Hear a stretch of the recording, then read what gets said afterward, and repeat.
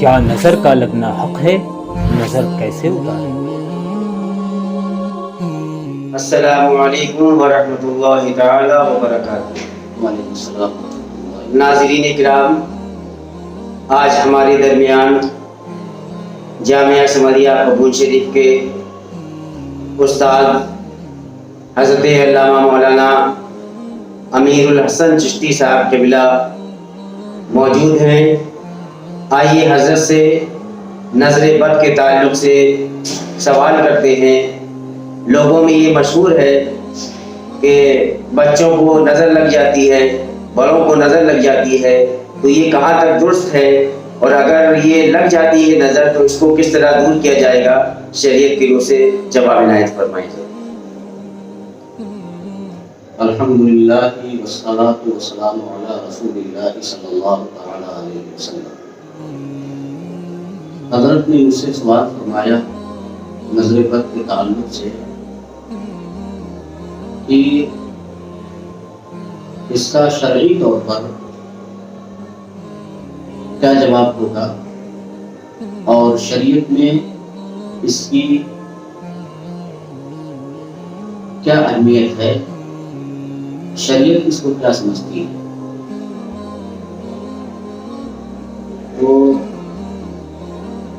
نظر کا لگنا یہ برحق ہے، یہ شرعی اور حسی دونوں طریقے پر ثابت ہے۔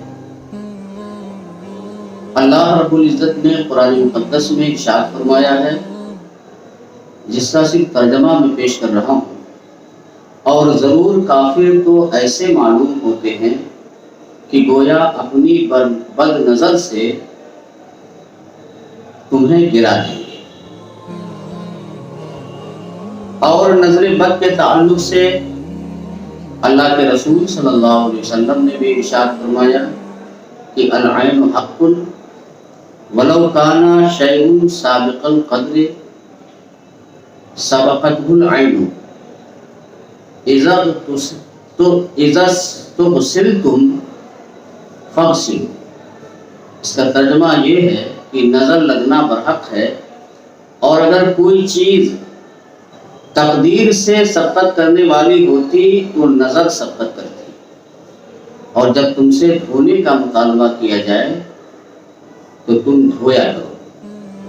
خود نبی کرم صلی اللہ تعالی علیہ وسلم حضرت امام حسن اور حضرت امام حسین رضی اللہ تعالی عنہما کو ان کلمات سے دم فرمایا کیا کرتے تھے، تاکہ یہ دونوں حضرت امام حسن اور حضرت امام حسین نظر بد سے محفوظ رہے۔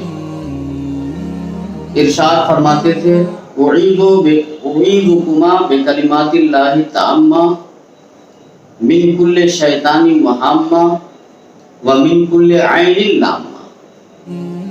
اور فرمایا کہ حضرت ابراہیم علیہ السلام اپنے بیٹے حضرت اسماعیل اور حضرت اسحاق علیہ السلام کو اسی طرح دم فرمایا کرتے تھے، لہذا نظر کا لگنا برحق ہے۔